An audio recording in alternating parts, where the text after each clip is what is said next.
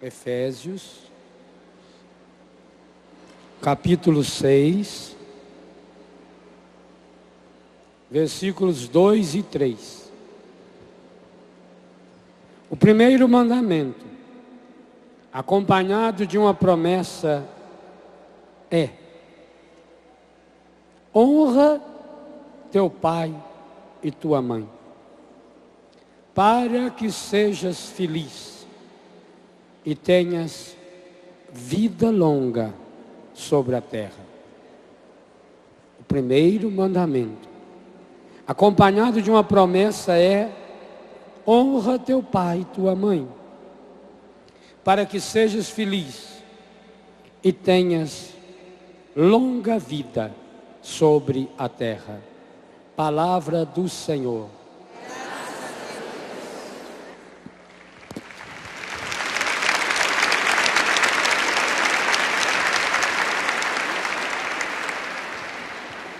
Impressionante como é que no catecismo aparece uma ligação íntima entre aquilo que nós falávamos, e esse nós eu estou incluindo o que o Padre Jonas falou,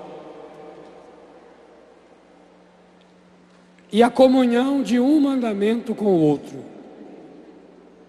Por isso que a Bíblia deixa claro: quem cumprir um mandamento, com o tempo acaba cumprindo todos os mandamentos.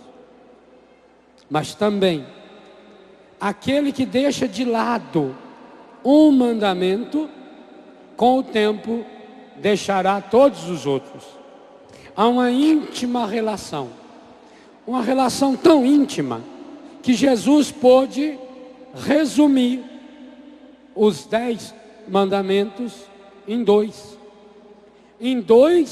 que ele chama de um.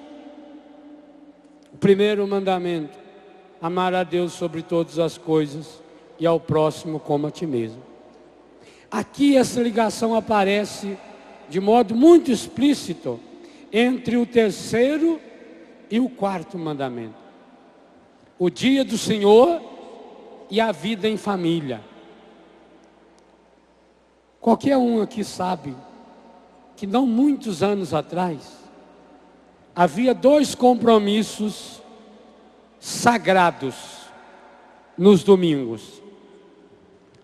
Primeiro, participar da missa, ou lá onde não tinha missa, participar do culto, participar da celebração, participar da missa seca.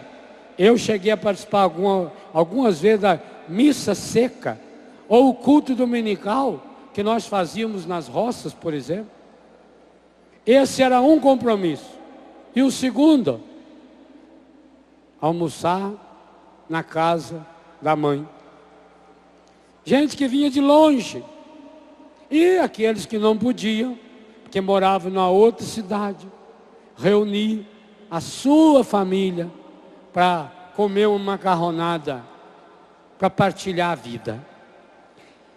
Isso que era tão comum e que infelizmente hoje está se tornando cada vez mais escasso. As pessoas não se reúnem mais para celebrar a vida, porque não se reúnem para celebrar Deus.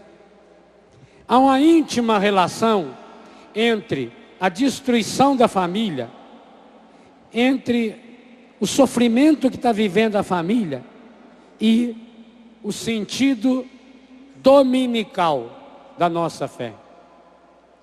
E isso é um plano diabólico.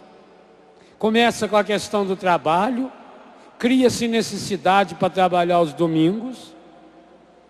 O catecismo é muito pé no chão. O catecismo diz que se uma pessoa precisa trabalhar ao domingo, não peca não, se ela precisa. Mas ela precisa ter, antes disso, uma escala de valores. Deus precisa ocupar o seu lugar também no domingo.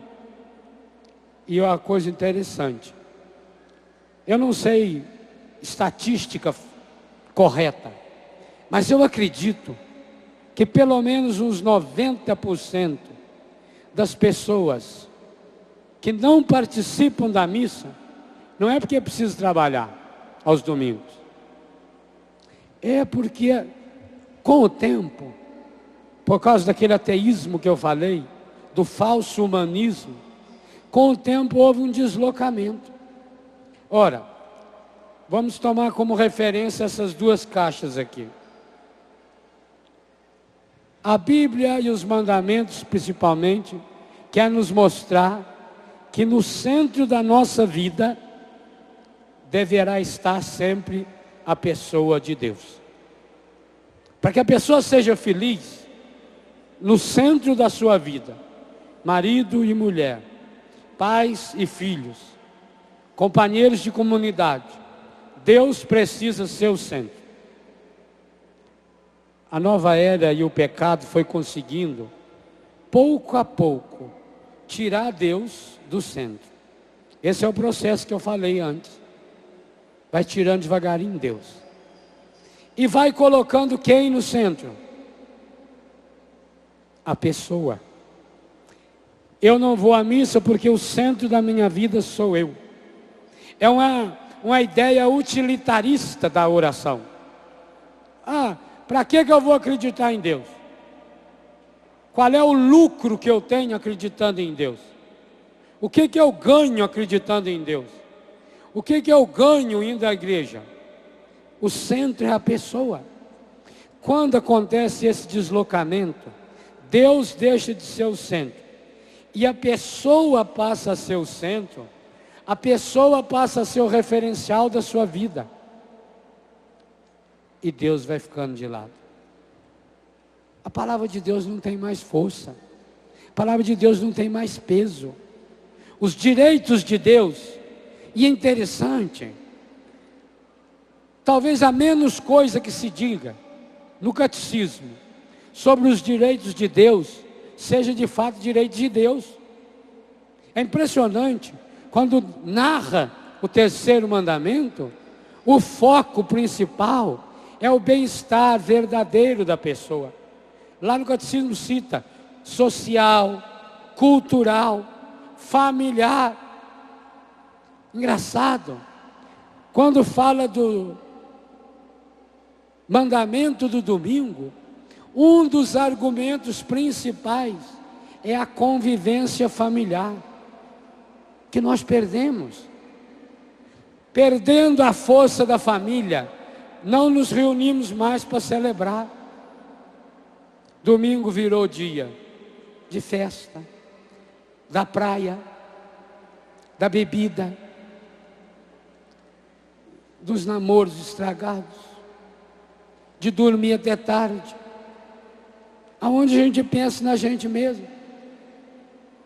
Quantas pessoas no domingo desligam o despertador e acorda 11 horas, meio-dia, aí já acorda mal-humorado, porque foi deitar de madrugada, aí come 2, 3 horas da tarde, aí quando chega no final da tarde está com preguiça, e dá graças a Deus se chegar uma visita, para não precisar ir para a comunidade. Padre, eu estava até pensando em ir à missa, quando faltava meia hora para ir para a igreja, chegou lá um parente nosso, e infelizmente ele não é de igreja. Fazia muito tempo que ele não ia lá em casa, então eu fiquei sem jeito de deixar ele lá e ir para a missa. Disse, mas que pena, foi para isso que o Espírito Santo levou ele na sua casa. O Espírito Santo está sabendo que aquele parente seu está precisando de uma experiência de cura, de restauração. E como o Espírito Santo sabe que você não perde a missa de jeito nenhum, o Espírito Santo deu um jeitinho de fazer com que ele fosse na sua casa, para que você o levasse para a missa. Meus pêsames, você falhou nessa missão. O Espírito Santo está bem chateado. Perceba como é que é a articulação do encardido. É uma desculpa humana.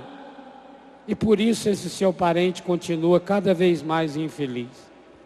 Aí chegou lá, foi ver um joguinho na televisão, a mulherada foi fazer um uns quitutes, uns bolinhos, a bebida, e falar mal, e reclamar da vida, e aquele seu parente foi na sua casa e saiu de lá pior do que entrou. Isso quando não dá discussão, isso quando não dá briga. Vocês percebam a íntima relação quando a gente tira Deus do centro da nossa vida? Quando a gente se coloca no centro da vida, a gente não fica no centro. O encardido ajuda você só a sair e ir para o centro, a tirar Deus do centro. E quando você está no centro, ele começa a colocar o peso dele em cima, e você acaba entregando o centro da sua vida para o pecado. É um processo aparentemente simples. Porque é chato deixar essa pessoa. Como é que eu ia largar esse parente, esse tio, essa tia? E que pena. Se Deus estava querendo usar, Espírito Santo querendo usar você para levar esse parente, esse amigo, para estar perto de Deus, o encardido conseguiu fazer com que você se afastasse de Deus por causa do seu parente. Meus irmãos, quando nós deixamos o lugar de Deus ser ocupado por qualquer outra pessoa, por qualquer outro acontecimento, seja a pessoa mais importante da sua vida, pode ficar tranquilo, infelizmente, em pouco tempo, o centro da nossa vida será ocupado pelo demônio e por tudo aquilo que lhe pertence. Que pena. Dói no coração perceber que é isso que está acontecendo com as nossas famílias. E esse é um processo medonho, porque a Europa e os Estados Unidos passaram por esse mesmo processo. E não faz muito tempo, não. É coisa aí de 50 anos. Basta assistir um filme de faroeste, por exemplo. Um filme rodado há 30, 40 anos atrás. Para você perceber como a família era importante. Como a fé era importante. Lá naquelas cidadezinhas pequenininhas, lá no interior dos Estados Unidos, tinha lá uma capela. E lotava. Ou da igreja católica, ou de qualquer outra religião cristã. O processo foi igualzinho aqui. Foi deslocando. O domingo foi virando o dia do divertimento, o domingo foi virando o dia do descanso, e deixando de ser dia de oração. O dia do trabalho, o dia de ganhar dinheiro. Que coisa, em 30 ou 40 anos, que lugar ocupa a família hoje, na América do Norte e na Europa? Lugar nenhum. Levou-se os meios de comunicação para a zona rural, e infelizmente, deixa-se de lado uma fé viva. No Brasil, por final de semana, nós temos em média 18 missas transmitidas pela televisão. Mas em quais horários? 5 da manhã, 6 da manhã. Por exemplo, uma missa 6 horas da manhã, aqui em Manaus é 4 horas da manhã. Quem levanta nesse horário para assistir uma missa na televisão? Segundo, 99% desses canais, alguns até católicos, é missa de 45 minutos e 1 hora. Quando eu ia celebrar a missa na televisão lá em Santa Catarina, quando a gente entrava para começar a missa, já vinham os técnicos para avisar. Não pode passar de 45 minutos. E quando às vezes a gente esticava um pouquinho, eles começavam a dar sinal. Pouco diferente da canção nova. A canção nova, quando você começa a pregação, tem uma plaquinha assim, 60. Só para o sermão. Percebam, A diferença está aí. As próprias emissoras de televisão que colocam a missa só para dar uma roupagem católica a uma programação que é absolutamente contrária à nossa fé. Usa da missa na televisão para dar uma fachada e para um desencargo de consciência. Porque a pessoa, eu já fui à missa na televisão, já assisti à missa, não preciso ir na comunidade. Meus irmãos, nem a missa da Canção Nova, de 2h30, 3 horas, aonde Deus tem operado curas, milagres e prodígios, nem essa missa substitui a missa na comunidade, se você tiver condições de ir nessa missa. Mas lá na Canção Nova, lá tem o padre Edmilson que tem dom da cura, lá tem o padre Jonas que prega, lá tem o padre Léo, lá tem o bispo que participa, e lá na nossa comunidade é um padre que não vive a nossa espiritualidade, é um padre que celebra a missa rapidinho, nem sabe falar direito o português. Mas lá naquele altar, quando aquele padre, talvez até limitado, mais do que nós, talvez até vivendo no pecado, quando ele levanta aquela hóstia, o pão, quando ele levanta o cálice, é o corpo, sangue, alma, divindade de nosso Senhor Jesus Cristo.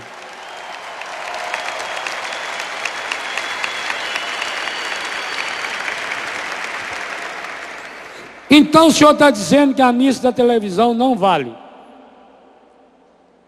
Eu não estou dizendo isso. Eu estou dizendo que se você pode participar da missa na sua comunidade no final de semana, você tem essa obrigação.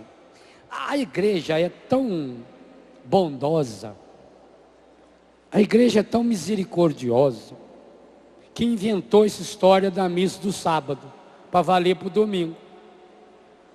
Olha bem, eu acho um absurdo isso. Ninguém almoça sábado para economizar o almoço de domingo.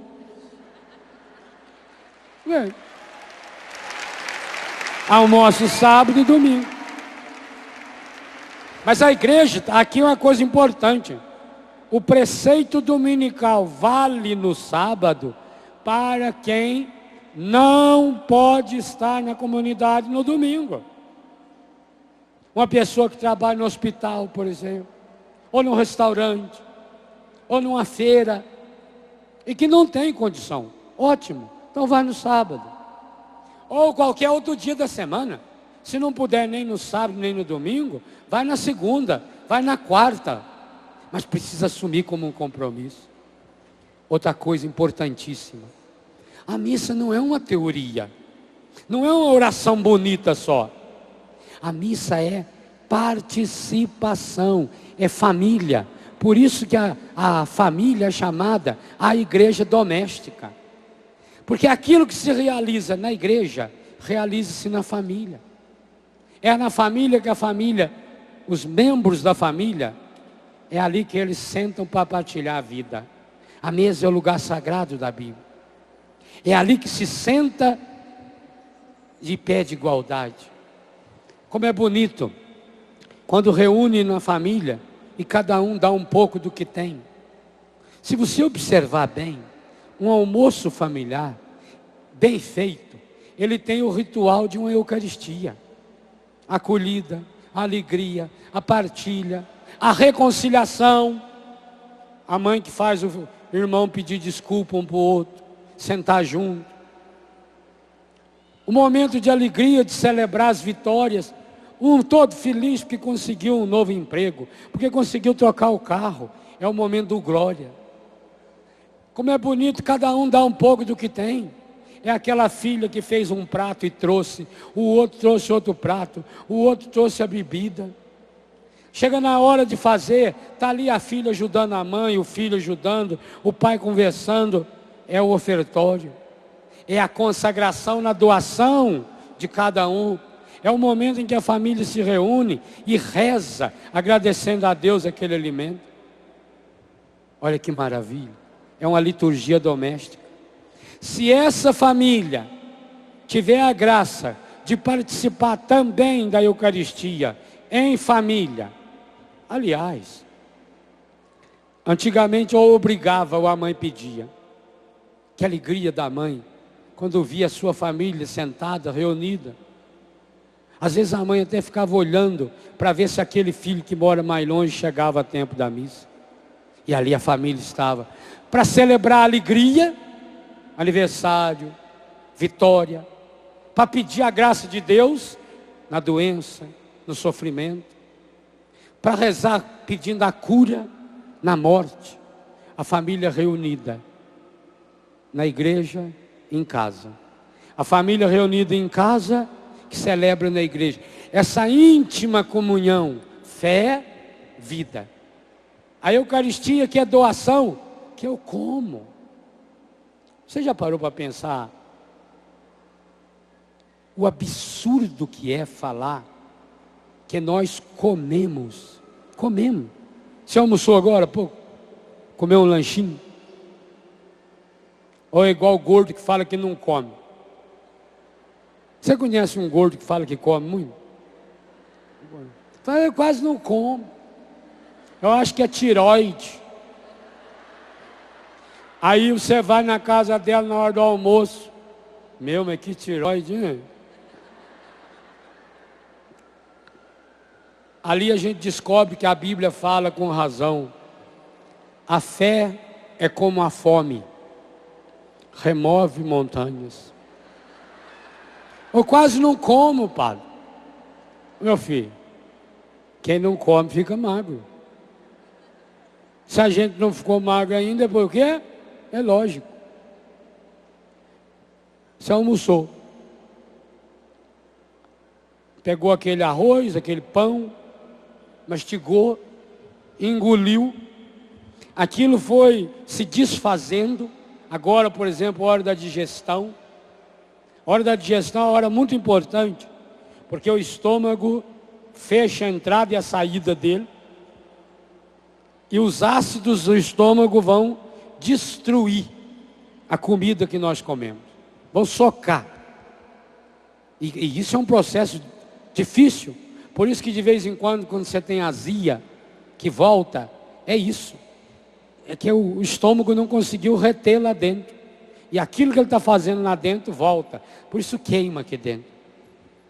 E depois que você come, a corrente sanguínea vai buscar aquilo que está lá, que presta, e joga para o organismo. E também, infelizmente, o que não presta. Mas não é o caso desse da Eucaristia. Gente, quando nós comungamos, isso é um absurdo. Isso é um disparate. Se não fosse Jesus que tivesse instituído a Eucaristia, a igreja jamais falaria na Eucaristia. Porque nós falamos que nós mastigamos Deus. Você põe na boca, ele derrete. Em menos de um minuto, o corpo inteiro está cristificado. Você se torna de fato, materialmente falando, o próprio Cristo Jesus. Que coisa espetacular.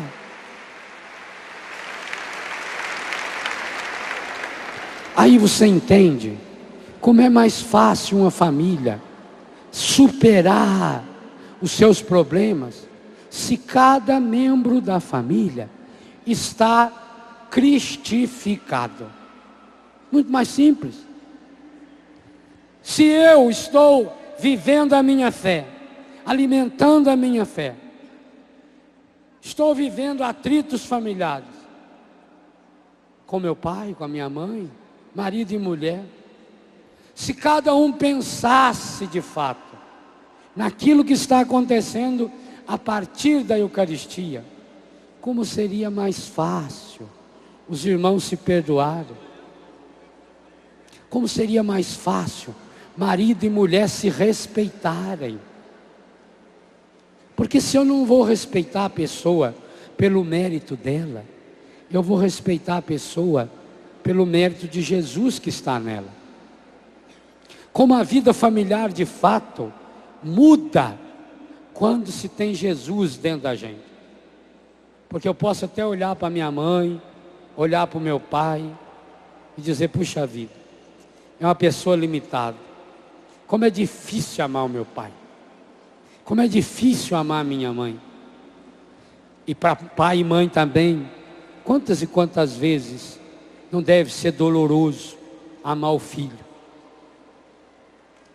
Como não deve ser doloroso para uma mãe entrar de madrugada no quarto do filho, lembrando outras madrugadas. Não tem nenhuma mãe aqui. Aqui tem milhares de mães. Milhares. Não tem nenhuma. Não tem nenhuma mãe que está nos vendo pela televisão que não tenha levantado dezenas de madrugadas para ir no quarto do seu filho. Ou tem? Não tem. Imagina a criança lá com 2 meses, 5 meses de idade. Qualquer tossida e a mãe levanta e vai para o quarto. Principalmente mãe de primeira viagem. Mãe que está nos primeiros filhos. Aliás, dizem que essa é a causa que hoje a mulherzada não sabe ser mãe. Porque diz que aprende a ser mãe depois do 6º, 7º filho. Hoje já só tem 1 ou 2. Não dá tempo de aprender. Tem tanta ocupação para fazer outras coisas. Não existe uma mãe que não tenha entrado muitas madrugadas no quarto para cobrir, para ver se está tudo bem, para tocar nessa criança, para abençoar. Agora você imagina 15 anos depois, 20 anos depois, a mãe entra também no quarto e lá está o seu filho bêbado, drogado, sujo, fedido, machucado. Isso quando não está na cadeia. Aquela mãe que ia lá no quarto ver o seu menino, que cuidava, que dava banho, que punha talco, agora vê o seu filho jogado numa cela para 30 ou 40, e eles estão em 80, 100, sujo, fedido, talvez violentado. Como é que essa mãe pode superar esse trauma? Não existe psicologia nesse mundo capaz de arrancar esse trauma. Sem a força da Eucaristia, essa mãe, primeiro que ela não supera, virá a revolta, e outra, não tira o filho de buraco nenhum. É preciso se alimentar da Eucaristia, no corpo, sangue, alma e divindade, e da palavra. Como é que essa mãe vai perdoar esse filho? Virá um sentimento de revolta, de indignação, pois joga isso então para o relacionamento marido e mulher. Gente, como é que uma mulher ou um homem vai perdoar a experiência do adultério sem alimentar o coração na Eucaristia? Mas é bobagem. Digo a você aqui e principalmente em casa, se você está vivendo a experiência da infidelidade, se você está vivendo a experiência da traição e não participa da comunidade, sinto muito em dizer, o seu caso vai piorar cada dia mais. Não tem outra saída. Não tem outro remédio. Não pense você que o Espírito Santo vai baixar lá na sua casa, enquanto seu marido ou a sua mulher estiver dormindo, e vai fazer uma manobra na cabeça deles, e eles vão deixar essa vida de jogo, de adultério, de vícios, de bebida. Não consegue.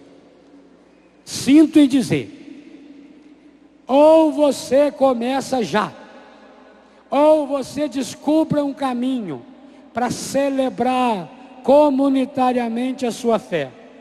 Ô meu irmão, minha irmã, sinto em dizer para você, o problema que você está vivendo será cada dia pior. Vai aumentar cada dia. Porque a participação na comunidade, a grande família que nós formamos, ela é força de Deus. Do mesmo jeito que eu estou dizendo, uma mulher não consegue perdoar o seu marido, o marido não consegue perdoar a sua mulher, os filhos não conseguirão perdoar os seus pais, os pais não perdoarão seus filhos, se não alimentarem a sua fé. Assim também, não se superam os obstáculos, os desafios, as dificuldades, os problemas, as doenças. O mundo está contaminado. As pessoas se preocupam muito. A gente, quando vai, por exemplo, num dentista, a gente fica impressionado hoje com a preocupação e o cuidado que os dentistas têm com a contaminação do ambiente. Você já deve ter observado. Quando sai o paciente do dentista, normalmente não entra outro logo em seguida. Demora alguns minutinhos. Que é para quê? É para o dentista tirar aquela luva que ele estava usando e botar outra. Às vezes a luva ele deixa por último, porque ele vai cumprimentar você, vai pegar na mão, depois ele põe a luva. Para passar um produto à base não sei do que, na cadeira. Por isso que a cadeira de dentista é tudo em couro, que é para não penetrar sujeira lá dentro. Eles colocam aquela lâmpada para iluminar, eles colocam uma proteção em torno da lâmpada, um revestimento que muda a cada paciente. Aquela a pecinha lá para fazer o buraco dentro da boca da gente é tirada lá de uma geladeirinha própria, aonde está lá sendo esterilizado. Inclusive agora está mudando esse tipo, porque esteriliza também o material plástico. Quer dizer, é um cuidado imenso. Depois põe uma máscara. Não é que ele está com medo de você feder ele, não. É para a saliva dele. Óculos. Quantos deles colocam um pano em cima da cara da gente, deixa só um buraquinho aqui aparecendo? Quer dizer, é um cuidado imenso, porque sabe, aquela infecção do meu dente, aquilo quando fura, você sente o cheiro, né? Quando fura, sente aquele cheiro horroroso, aquilo vai para o ar e gruda nas coisas. É tudo contaminado. E graças a Deus, hoje faz uma asepsia, porque sabe que esse, eu não sei qual é o percentual, mas talvez a metade do sucesso do tratamento tenha a ver com essa limpeza. Por isso que toda hora ele joga água, toda hora ele joga aquele arzinho. Agora você fica com a boca aberta, puxa a língua para cá. É um cuidado para não infeccionar. Pai e mãe, que cuidado você toma para que o encardido não infeccione a vida da sua família? Para onde vai as coisas negativas, as infecções do coração? Para onde vai? Cada vez que nós deixamos nos conduzir pelo pecado, nós estamos infeccionados. Muito pior do que a infecção hospitalar. Muito pior do que a infecção num dentista. Muito pior do que a infecção por uma bactéria ou por um vírus. Essa infecção espiritual que entrou dentro da família. Aí a família se torna um lugar do egoísmo, onde cada um só pensa em si. Meu Deus, como é triste pensar que enquanto há pais passando fome, enquanto há pais sendo despejados das suas casas, filhos gastando horrores de dinheiro com o pecado? Por que não partilha? Porque essa preocupação com o acúmulo dos bens materiais e não a mesma, pelo menos, a mesma preocupação com o acúmulo dos bens espirituais. Aliás, no Evangelho, em Lucas, quando Jesus pergunta para quem você vai deixar o seu melhor, não pense que ele está falando isso só no sentido de dinheiro, não. Se você tem dinheiro, se você tem herança quando morrer, a lei já determina como. Contrata um advogado, eles vão lá, faz o levantamento, quantas partes tem que dividir, normalmente é em 2 partes, uma para a mulher, para os filhos, a outra é para o advogado, para a justiça. A lei está determinando, tanto vai para o fulano, tanto para o ciclano. Isso é fácil. Pode dar uma briguinha, porque eu que queria ganhar a bicicleta que era do meu pai. Eu queria o relógio. Esse relógio a minha avó falou que um dia ia ser meu. E agora estão dando para o outro. Pode dar umas briguinhas assim. Mas não é difícil dividir os bens materiais. E os bens espirituais?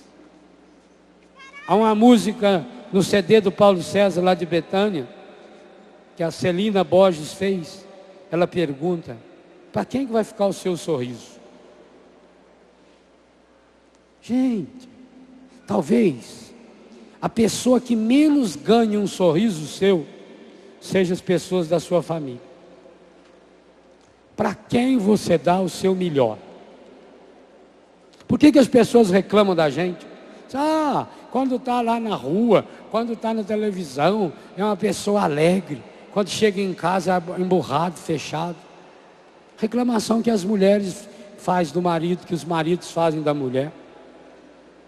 Lá na igreja, o padre está rezando, participa do grupo de oração, faz isso, faz aquilo. Aqui em casa é emburrado. Só dá coice. Só sabe cobrar. Não tem tempo para nada. Eu já contei aqui, não sei se para vocês, porque olhando daqui a gente não sabe quem veio e quem não veio. Alguns a gente sabe. Alguns você olha e fala, já sabe. Em casa mesmo a gente assistindo, a gente sabe. Eu já contei isso aqui nesse rincão. Quando eu entrei a primeira vez na Catedral de Nova York, eu fiquei muito impressionado. Uma bela catedral, no endereço mais importante de Nova York, na Quinta Avenida. Uma monumental catedral. Do lado esquerdo do altar, tinha a imagem de um crucifixo, maior do que aquele do antigo rincão, talvez do tamanho daquele que tinha aqui, imenso. Belíssimo. De uma expressão de dor. O artista fez de fato uma experiência de Deus quando fez aquela montagem daquele crucifixo. E embaixo tinha a seguinte frase: às vezes é preciso que morra alguém para que a família se reúna. Meu irmão, essa é uma das tristes realidades. E eu digo a vocês, logo nós vamos ter aqui um acampamento de cura interior, abordando essas temáticas que aqui estamos vendo como a trilha dos mandamentos. Lá naquele acampamento, final de abril, nós vamos fazer a temática específica, cura interior dos relacionamentos familiares. Tomara Deus, e é para isso que nós vamos fazer, que você não precise esperar a morte de um ente querido para reunir-se com a sua família.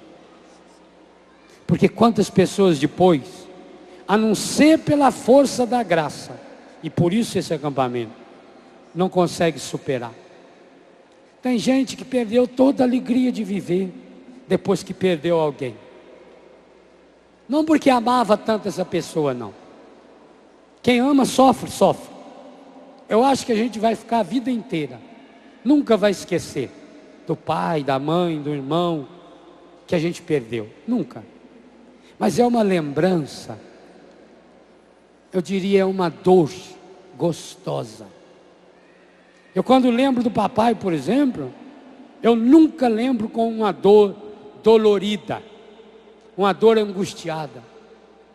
Quantas e quantas vezes eu me pego falando do papai, como se ele estivesse aqui do meu lado. Por quê? Porque ele deixou rastro bom. Porque eu e ele nos relacionávamos muito bem. Porque ele e mamãe se relacionavam bem. Porque meus irmãos se relacionavam bem. Relacionar-se bem não significa que não tenha problema. Eu, graças a Deus, nunca tive problema nenhum com eles. Relacionar-se bem significa que alimenta o perdão.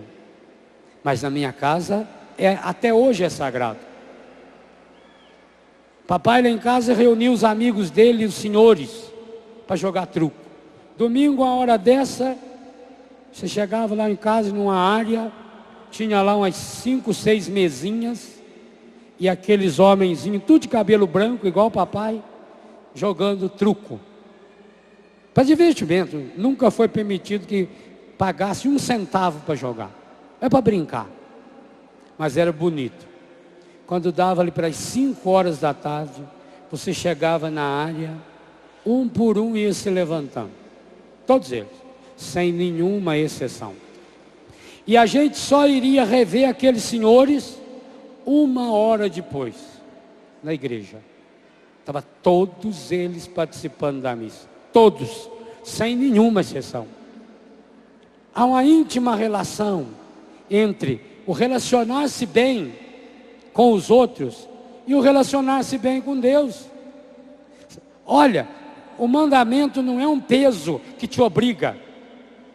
Como que quando você está com doença, por exemplo, e o médico diz, você não pode comer isso ou tem que comer aquilo. E você come empurrando, prestando ou não prestando. Não. O mandamento é uma luz que ilumina, que abre horizontes, que faz você enxergar soluções. Os mandamentos, luz de Deus, a lei de Deus que é luz para o meu caminho, me faz enxergar soluções para as situações difíceis, que todos nós passamos sem nenhuma exceção. Ilumina aquela situação que eu não sei a saída, e eu não sei, você não sabe.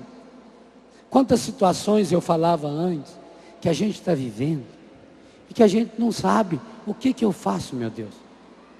É uma doença sem cura, o que eu faço, meu Deus? Interessante. Você já notou que até os gestos da Eucaristia são gestos que precisam ser vivenciados na família? Eu tenho falado muito sobre a paz de Cristo na missa. Betânia tem como carisma o abraço. E o abraço na família? Há famílias aí que marido e mulher passam meses sem se abraçar. Há famílias aí que os pais e os filhos, acho que abraço apertado mesmo, nunca deram. Talvez, porque estão deixando de lado o abraço da paz. E aliás, aqui tem uma coisa importante. Eu não sei quem que inventou uma bobagem, de na hora do abraço da paz, ficar falando um monte de coisa um para o outro. Tem gente que sai do lugar, vai lá para trás e bate nas costas. Paz de Jesus, o amor de Maria. Não ofenda Maria. Maria deve ficar muito triste. Essa não é a hora de desejar amor de Maria para ninguém. Tudo de bom para você. Jesus te ama. Ai, que bom ver você. Tudo imbecilidade. Tudo para atrapalhar o espírito da paz. Oh, meu irmão, minha irmã, por que se dá a paz de Cristo antes do Cordeiro? Pouco antes da missa, da Eucaristia? Porque é um jeito de dizer para você, eu, no que depender de mim, não tenho paz para dar para você. Você tem paz para dar para alguém? Eu não tenho. Porque eu não tenho paz, não é a minha paz. Jesus sim pôde dizer, dou-vos a minha paz eu vos dou. É essa paz que nós queremos que atinja principalmente as famílias. Então, na hora da paz, não é hora de baderna. Até as músicas deviam ser repensadas. Não é hora de ficar batendo palma. Não é hora de ficar dando tapinha nas costas. É hora de você dar um abraço apertado, sincero, fraterno, sem pressa, e dizer a paz de Jesus.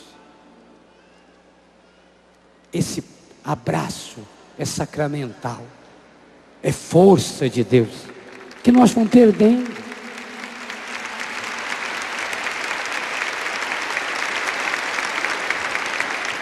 Esse abraço é momento de cura. Quantas pessoas são curadas nessa hora?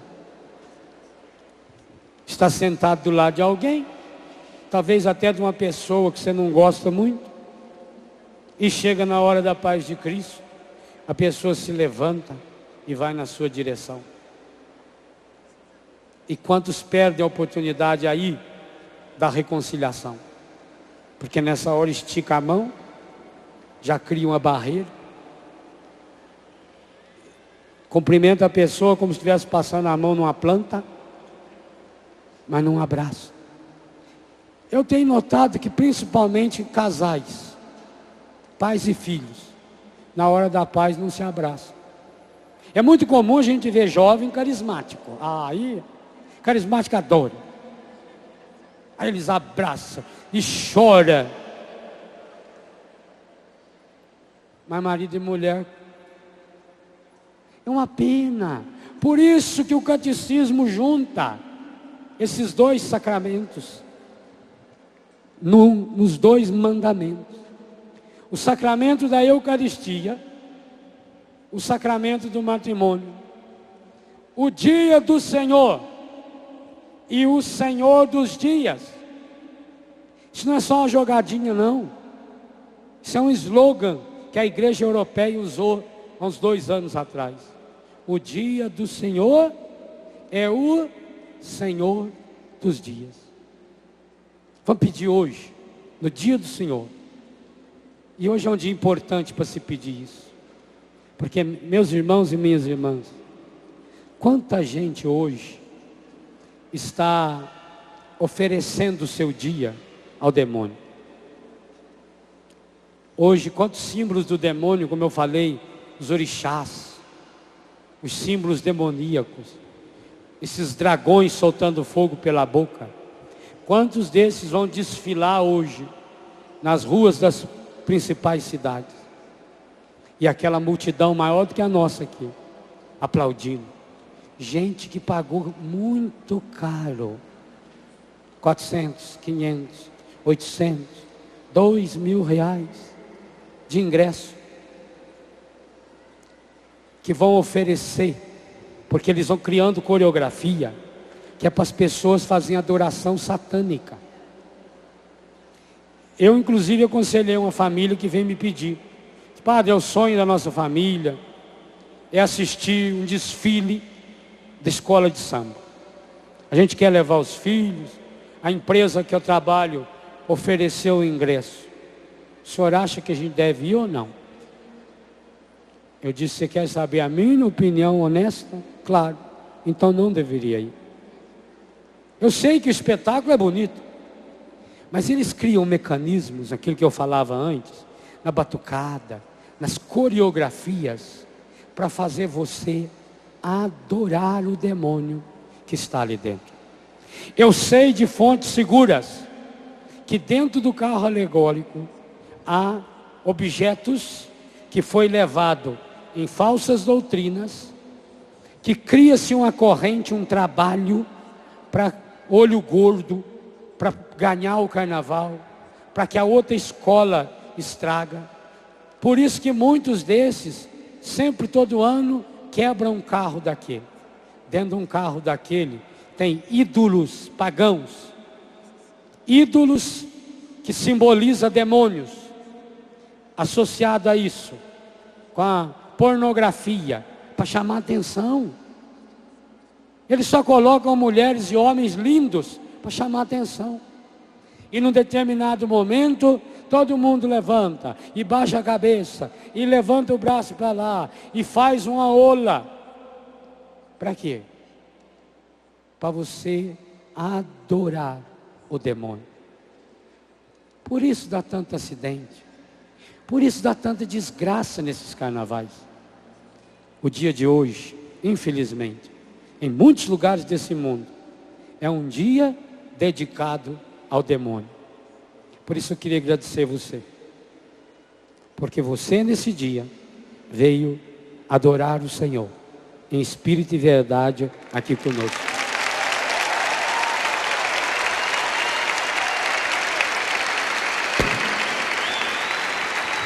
Eu queria agradecer você, porque a sua fé anima a minha fé. Eu, por exemplo, se não fosse por você, eu não teria condição de estar aqui hoje.